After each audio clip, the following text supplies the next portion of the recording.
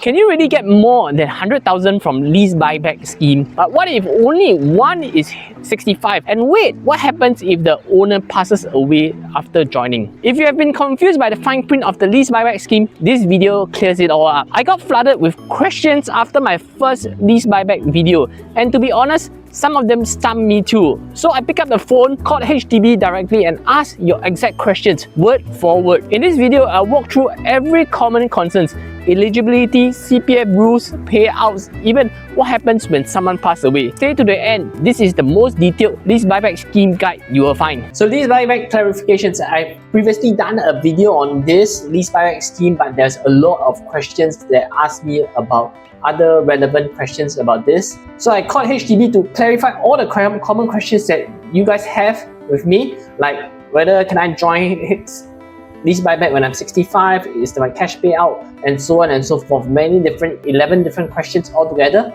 Before we dive right in, I will share with you guys a summary of what exactly is this lease buyback scheme again to refresh you.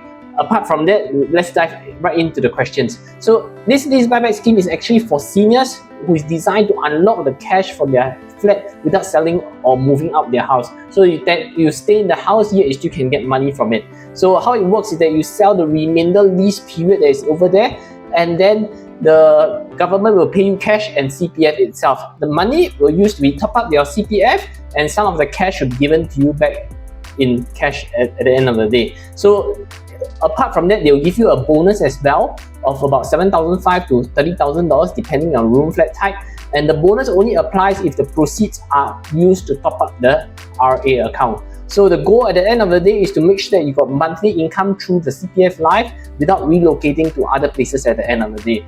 And HDB will give you a free financial counseling session when you decide to do this scheme, and it's ideal for elderly who have low income and you want to age in place where you are currently staying at the end of the day. So let's dive right into the first question. Can I join the lease buyback if only one of the co-owners is 65? All owners must reach 65 years already, so if one is still 63, you must wait for everyone to be in 65 before you guys can join. And is the cash payout capped at 100,000 if I met my FRS already? The default cap is 100k per household. However, if after topping up the RA to reach the full retirement sum and setting aside the 100,000, there's still excess cash proceeds, the owners can take more than that.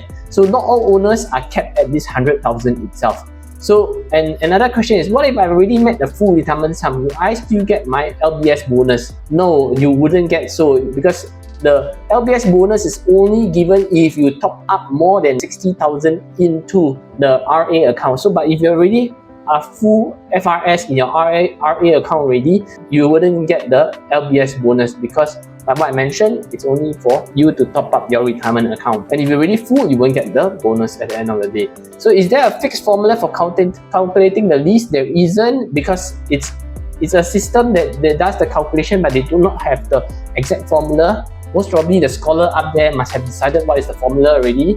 So it pulls data like your market value, lease period, and multiple other factors to compare it also. The officer said, we don't have the exact formula, how it's computed, but it is all within the system. If this video helped, give it a like and subscribe for more no fluff answers on CPF and property itself. So what are the fees you need to pay? Like the administrative fee and legal fees at the end of the day, which is usually less than $500 altogether. So is the CPF Life compulsory when I join this lease buyback scheme? Yes, if you're under 80 years old, you must join the CPF Life.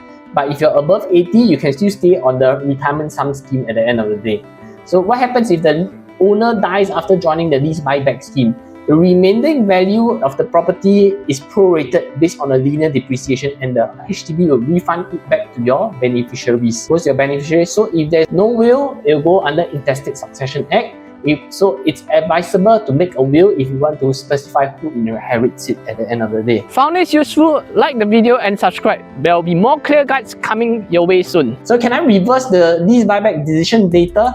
Sorry, this scheme is irrevocable, meaning to say you cannot U-turn it and say, I want to return you the money and I want my lease back. Once you sign, it is full stop already. So what if my flat is under lease buyback scheme? I got selected for en bloc SIRS. HDB will handle it based on the retained lease value, not the full 99 years. So whatever lease left, then HDB will assist it, and they'll work with the owner to find a comparable unit for you at the end of the day. So will I still get the SIRS benefits? Yes, you'll still get the SIRS benefits, but compensation is based on your retained lease duration.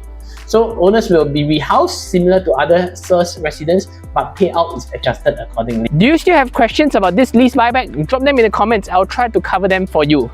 And if lease buyback doesn't work for your situation, check out my next video on the silver housing bonus. It might be a better fit for you, especially if you are planning to right size. Tap here now to watch it.